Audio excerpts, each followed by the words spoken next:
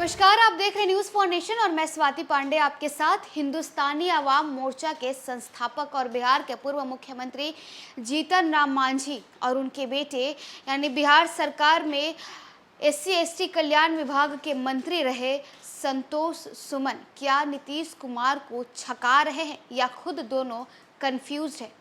ये सवाल इसलिए क्योंकि भले ही बिहार सरकार से जीतन राम मांझी के बेटे संतोष सुमन ने इस्तीफा दे दिया हो, लेकिन अभी भी जीतन राम मांझी खुद को महागठबंधन से अलग नहीं कर पा रहे हैं। तो क्या वो खुद कंफ्यूज हैं कि आगे करना क्या है? क्या सरकार में यानी बिहार सरकार में से इस्तीफा देने के बाद जीतन राम मांझी अफसोस कर रहे हैं कि हिंदुस्तानी अवाम मोर्चा के संस्थापक जीतन राम मांझी के बेटे और बिहार सरकार में मंत्री संतोष सुमन ने नीतीश कुमार की अगुवाई वाले महागठबंधन सरकार से इस्तीफा तो दे दिया है। इस्तीफा देने के बाद संतोष सुमन ने कहा कि वो और उनकी पार्टी अभी भी महागठबंधन में है।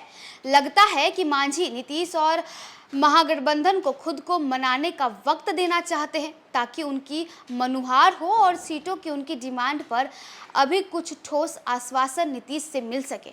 दूसरे नजरिए से देखें तो ये भी कह सकते हैं कि जीतन राम मांझी अभी भी जातीय समीकरणों के हिसाब से कागज पर मजबूत महागठबंधन के मोह में फंसे हैं और आगे की रणनीति को लेकर खुद ही कंफ्यूज हैं और जानबूझकर अपने अगले कदम को लेकर नीतीश कुमार को कंफ्यूजन में रखना चाहते हैं।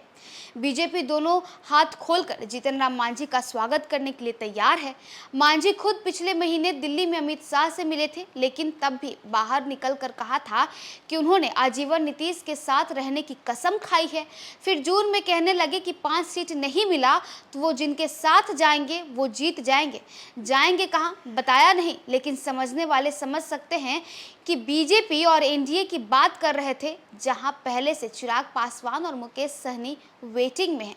मांझी ने महागठबंधन और नीतीश से पूरी तरह संबंध नहीं तोड़ा है। इससे मांझी ने बीजेपी को भी वेटिंग और गेसिंग में लटका रखा है। मांझी ने फिलहाल बस बेटी संतोष सुमन से इस्तीफा दिला दिया है, जिसे मंजूर करना या ना करना नीतीश कुमार के ऊपर है। नीतीश अगर इस्तीफा राज्यपाल को भेज देते हैं तो मान लिया जाएगा कि मांझी के नखरे उठाना अब उनके वश से बाहर है और उनका मन मांझी की उछल कूद करके दबाव बनाने की राजनीति से भर गया है।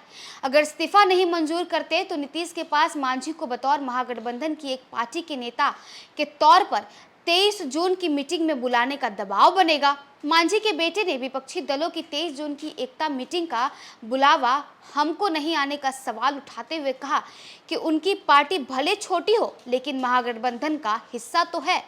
जदयू में विलय के दबाव की बात को सच मान लेने तो यह नीतीश की रणनीति हो सकती है कि मांझी की पार्टी जदयू में आ जाएगी तो आरजेडी से सीटों के लेन देन में उनका वजन बढ़ेगा और फिर मांझी के 2 लोग भी जदयू के सिंबल पर लड़ जाए तो पार्टी को आगे कोई परेशानी नहीं होगी। 2020 के विधानसभा में हम एनडीए में था, तब उसे 7 सीट सीधे और उसके कुछ कैंडिडेट बीजेपी के टिकट पर लड़ रहे थे। मांझी 2019 के लोकसभा चुनाव में महागठबंधन के साथ 3 सीट लड़ रहे थे। मांग तो वो खुलकर 5 लोकसभा सीट रहे थे, लेकिन अंदर की चाहत है कि उनको 2-3 सीट फिर मिल जाए, जो अब महागठबंधन में जदयू की एंट्री के बाद संभव नहीं है। जदयू सूत्रों का कहना है कि मांझी को 1 सीट से ज्यादा मिलने की चांस नहीं है, क्योंकि महागठबंधन में जदयू, आरजेडी, कांग्रेस जैसी 3 बड़ी पार्टियों के अलावे 3 लेफ्ट पार्टी भी हैं।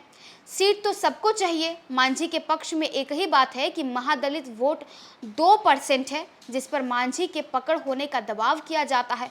हालांकि महादलित को दलित से अलग पहचान नीतीश ने दी है। बिहार सरकार से बिहार के पूर्व SC/ST कल्याण मंत्री यानी संतोष सुमन ने इस्तीफा तो दे दिया है, लेकिन इससे पहले भी जीतन राम मांझी लगातार अपनी मांगों को लेकर महागठबंधन के खिलाफ नजर आते थे। पहले उन्होंने कोऑर्डिनेशन कमेटी की मांग कर दी थी, फिर उन्होंने 5 सीट लोकसभा में 5 सीटों की मांग कर दी और अब जब इस्तीफा दे दिया है उसके बाद उनके बेटे यानी संतोष मांझी का कहना है कि नीतीश कुमार हमारे पार्टी यानी हिंदुस्तानी अवाम पार्टी को मोर्चा को जदयू के साथ विलय करना चाहते थे और पार्टी को वो यानी संतोष सुमन और जीतन राम मांझी पार्टी को खत्म नहीं होना देना चाहते थे। इसीलिए उन्होंने बिहार सरकार से इस्तीफा ले लिया।